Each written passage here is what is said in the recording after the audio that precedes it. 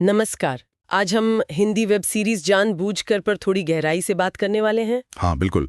हमारे पास इसकी एक समीक्षा है जो इसके अच्छे और बुरे दोनों पहलुओं को देखती है। और जानते हैं, सबसे पहली बात जो ध्यान खींचती है इसकी IMDb रेटिंग 1000 से ज्यादा वोट्स और 8.210। एग्जैक्टली ये अपने आप में काफी कुछ कहता है ना, खासकर जब हम देखें कि सीरीज का विषय क्या है। हाँ, मतलब बोल्ड विषय है, शादीशुदा जिंदगी में असंतोष, फैंटेसी और इमोशनल कॉम्प्लेक्सिटीज। बिल्कुल, तो आज की चर्चा का मकसद यही समझना है कि ये सोर्स मटेरियल के हिसाब से ये सीरीज क्यों खास है, क्या चीजें काम करती हैं, क्या नहीं, और ओवरऑल क्या ये देखने लायक है। ठीक है, तो कहानी से शुरू करते हैं। समीक्षा के मुताबिक ये एक शादीशुदा जोड़े की कहानी है। सविता, जिसका किरदार जीनी जैज ने निभाया है, और कमलेश यानी दीपक दत्त शर्मा। हाँ, और उनके रिश्ते में वो क्या कहते हैं, स्पार्क या संतुष्टि कम हो गई है। ओके, तो फिर क्या होता है? यही कहानी थोड़ा हट के मोड़ लेती है। मतलब अपने रिश्ते में जुनून वापस लाने के लिए वो लोग अपनी फैंटेसीज में किसी और को शामिल करने लगते हैं। किसी और को मतलब कोई दूसरा कपल या इंसान? हाँ, समीक्षा में इसके लिए एक शब्द इस्तेमाल हुआ है,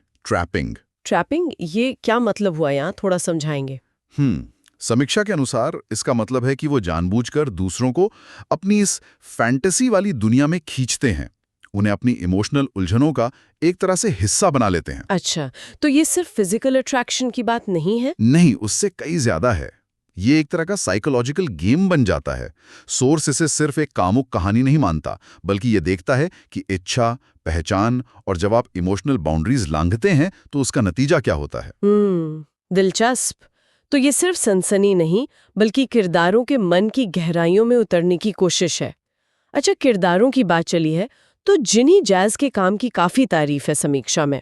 हाँ बिल्कुल, कहा गया है कि उन्होंने बहुत ही विश्वसनीय तरीके से और बारीकी से उस महिला का किरदार निभाया है जो पारंपरिक उम्मीदों और अपनी दबी हुई इच्छाओं के बीच फंसी हुई है। और उनके पति के रोल में दीपक दत्त शर्मा, उनके काम को भी सशक्त माना गया है। समीक्षा कहती है कि उनके किरदार में वो नैतिक कश्मकश, वो वल्नरेबिलिटी, वो साफ दिखती है। और डायरेक्शन? SSK का नाम है, जो मूवी ओरिजिनल्स के लिए जाने जाते हैं, ऐसे बोल्ड विषयों के लिए। हाँ, SSK का डायरेक्शन है। समीक्षा के मुताबिक उन्होंने माहौल को काफी इंटेंस और फोकस्ड रखा है। हालांकि एक पेंच है। क्या?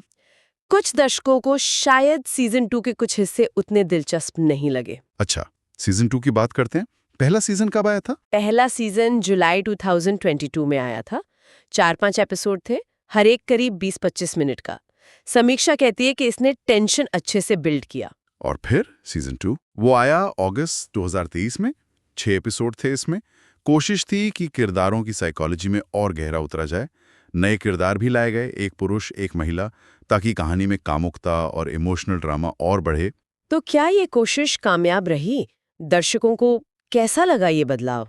IMDb स्कोर तो बहुत अच्छा है। हाँ, वो स्कोर तो है, लेकिन दिलचस्प बात यह है कि सोर्स बताता है कि हाई स्कोर के बावजूद पब्लिक में इस पर उतनी खुली चर्चा या रिव्यूज शायद नहीं है। अच्छा। हाँ, और कुछ क्रिटिक्स का मानना है कि दूसरा सीजन पहले सीजन की उम्मीदों पर पूरी तरह खरा नहीं उतरा। क्यों? क्या वजह बताई गई? कुछ लोगों को लगा कि कहानी थोड़ी धीमी हो गई या कहीं कहीं दोहराव सा महसूस हुआ।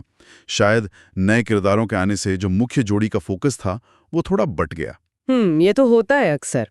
तो फिर इस सीरीज की खासियत क्या है?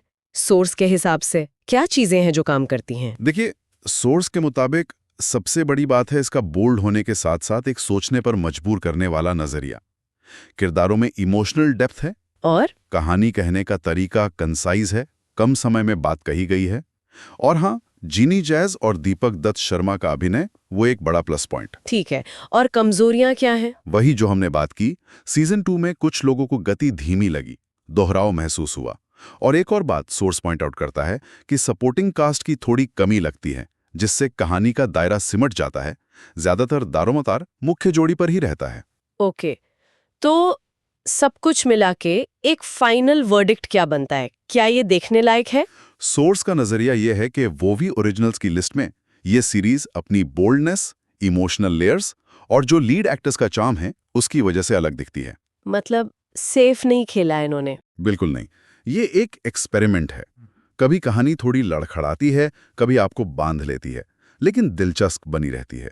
सोर्स इसे उन लोगों को रेकमेंड करता है जिन्हें अडल्ट ड्रामा पसंद है, जो शादी के अंदर की उलझनों, इंटीमेसी, इमोशनल रिस्क जैसे विषयों में रुचि रखते हैं। और हाँ, बोल्ड कंटेंट से परहेज ना हो। और ये भी कहा है कि पहले सीजन से शुरू करें। हाँ बिल्कुल, सलाह यही है कि शुरुआत सीजन 1 से करें। तो संक्षेप में, जानबूझकर एक बोल्ड, इमोशनली कॉम्प्लेक्स और काफी दिलचस्प अडल्ट ड्रामा है जो शादीशुदा रिश्ते के डायनामिक्स को एक्सप्लोर करता है, हाँ, कुछ कमियों के साथ। और यहाँ एक बहुत ही विचारणीय बिंदु है जो सोर्स उठाता है जाते जाते।